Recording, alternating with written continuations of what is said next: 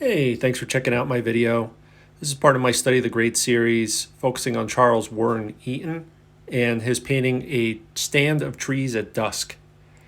This is an unusual painting. I'm trying to make some modifications. The original was painted on a rectangular surface, and I'm using a square gessoed birch panel. I have not read any notes on the approach taken to create this painting originally, so I'm kind of winging it. So I blocked in some basic shapes here after putting on a quick tonal coverage, basically a pure yellow ochre. It almost looks like some of the drawings and paintings I did in kindergarten and first grade. But we'll just keep working at it until we get something hopefully that resembles Charles Eaton's painting, which just stood out to me for a number of reasons. One is the composition's a little unusual, and so is the color. Here I am just blocking in the basic shapes, just trying to get the surface covered as quickly as possible and start creating the beginning hints of some tones and some textures. Eaton was one of the most highly regarded tonalist painters in the world. He was part of that movement, and nearly all of his paintings that I'm aware of kind of fit within the tonalism category. I'm drawn to his paintings because, like with many tonalist type paintings, there's kind of a moody quality. It seems to be somewhere in between reality and some sort of fictional setting. You can see here I'm being quite loose with regards to how I'm applying and taking off the pigment using various strokes and tools, including shop towel or paper towel. In many cases, putting paint on, taking it completely off. I'm doing this intentionally because I'm trying to create my own version of the effects that he created in this painting. If you look at the original, the sky, especially as it works its way down toward the horizon, has this weird green hue. It's kind of eerie, and it's going to take me quite a while to work toward that effect. And as a matter of fact, I'm not quite sure I ever really get there. And you can see I'm just working my way through, weaving through the painting, the foreground, the midground, and the background. Put a little reddish pigment in the background for the tree line near the horizon. Now I'm working my way through, putting some hints of green throughout the foreground and throughout the greenery in these evergreen trees. Now, if you've researched any of Eaton's work, you might have seen that I believe he was called the pine tree painter. And that's mainly because he, I think, kind of worked his way through and around a lot of the pastures in New England. And in New England, I guess there's a lot of white pine trees. We have a lot of them here in northeast Pennsylvania and the Poconos as well. And that may be another reason why I'm drawn to his work. It's just a familiar subject that I see throughout all of his paintings. One of the other unusual elements is this golden hue toward the top of the sky, which seems to, in the painting, indicate the light, saturated light, kind of bouncing off of a plane of clouds in the sky near sunset. So, I'm trying to lay some of the groundwork for that. And now I'm working through the process of mixing and layering in some of that green hue, which comes in toward the greenish blue hue, if you will, that comes in toward the bottom of the sky in this particular painting. Now, my objective here is not to recreate exactly a photocopy of his work. My objective is simply to learn how he goes about creating some of the effects that we see in his paintings. And as I work through this process, this is the third or fourth tribute painting or study of a masterwork that I've done, and I learn a little bit each time about some of the limitations for pigment mixing and layering of paints, and how some of my ideas about how some of these folks actually created these effects may differ from what happened in reality, or in some cases you find more than one pathway to the same or similar result. So it's definitely a great way to learn. I would say if you're interested in learning how to paint or get better at painting, I feel like I've made some really good strides as I've worked through what I feel might be the very beginning of a longer series of tribute paintings or study paintings. Now I see incorporating more and more tools to try and create the textures that I see. So you see I involve the cotton swab a little bit. Also, I noticed there's a couple of flaws with my composition here. Some of them are happening as a result of me changing the dimensions of the painting, but some of it are just mistakes. Like I had made the horizon a little too high, so you saw me take it down a little bit on the left-hand side. So we really want there to be a difference in elevation between the little hill or the knoll on the right-hand side and the pasture that we're peering through to the background row of trees at the other side. So we want that to be a little bit lower. We don't want to cut through halfway through the surface. So I lowered it. Now I'm going back and reapplying layers of different colors for that bottom part of the sky. My thought process here is, in the original painting, there is a strong hint of blue showing through, and I feel like by layering almost pure blue pigment near the base, I'll have a better opportunity of achieving the effect that I'm going for by having it shine through some of the thinner paints that I'm applying, really just one glaze after another.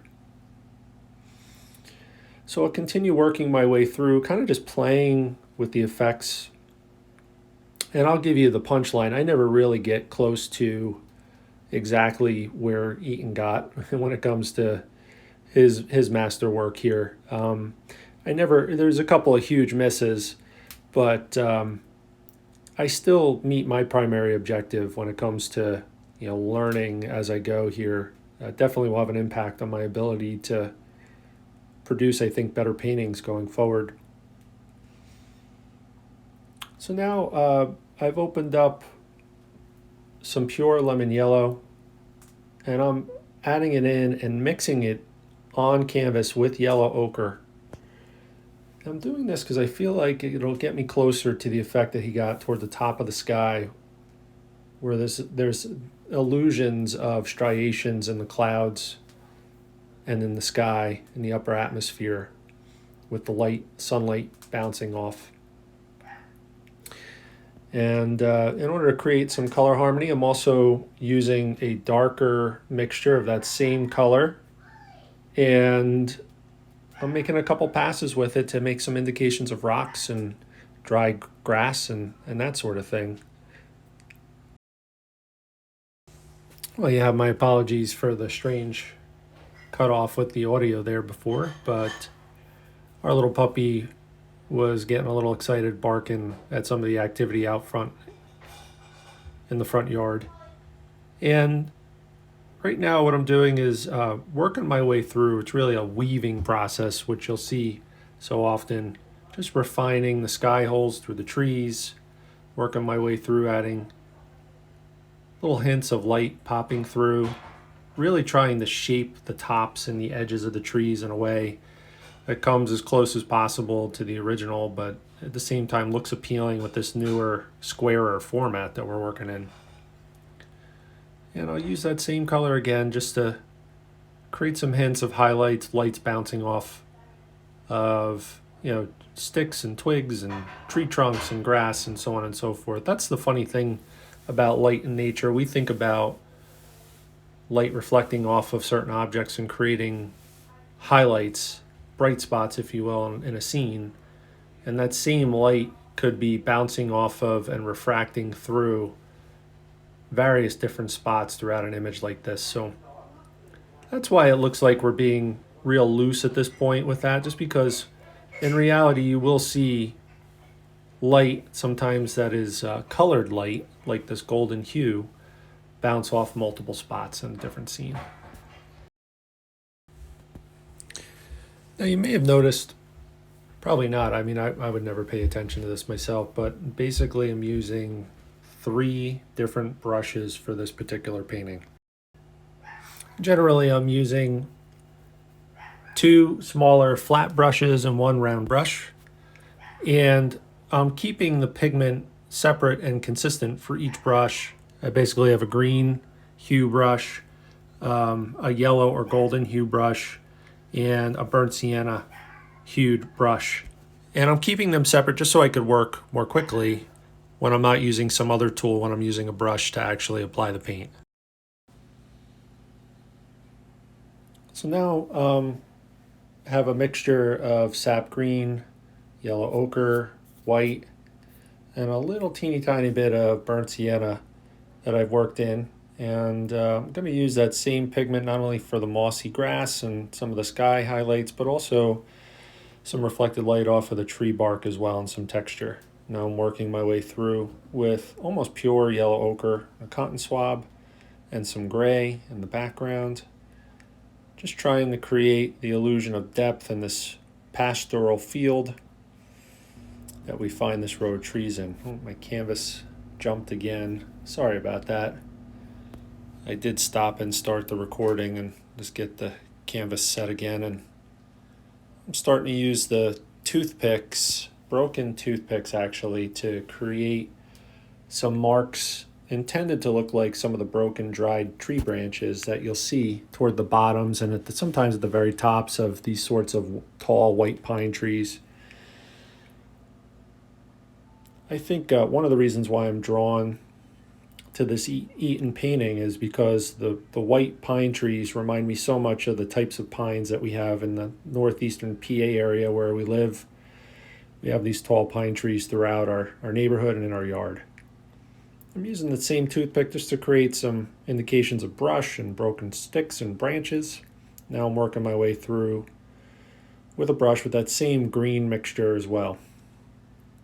And I'll just keep working. I'll give little hints of it in the background. I'll wipe it off. We want the chroma in that background where that row of trees are at the other end of the pasture to really be low. We want low chroma, low intensity color. It'll help it drop back in the background there. And now I'm working my way through with that gold color and reshaping some of the sky holes, reshaping some of the tops and the edges of the trees. It's a little bit of a dance, just trying to create the type of shape that I feel like will suit this painting and help elevate this painting a little bit.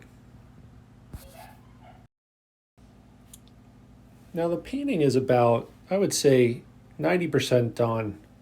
From this point forward, it's really little nuanced differences, just cleaning up globs of paint that don't look right, reshaping edges of different shapes that just don't seem to fit or stand out and are a little bit of an eyesore.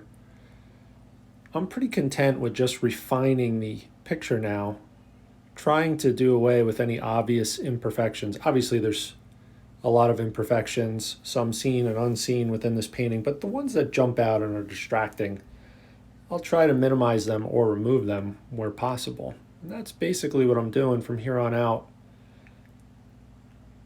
You'll also notice, especially at the very end after the painting sits for a while, probably partially due to time of day and the lighting in my studio, but also due to the process of the paint drying, the color will shift a little bit. And this is somewhat intentional and somewhat by accident, but I'll look to, as part of that process of fleshing out any major distracting imperfections, I'll look to mute some colors that maybe are a little bit too intense. I'll look to soften some shapes that maybe have too much of a hard edge. That's all part of the process. I want to thank you for watching. I hope you like the painting. It's just about done at this point, and I'll look to do some more. Please give me a like and subscribe if you found this helpful or enjoyable. Thanks again.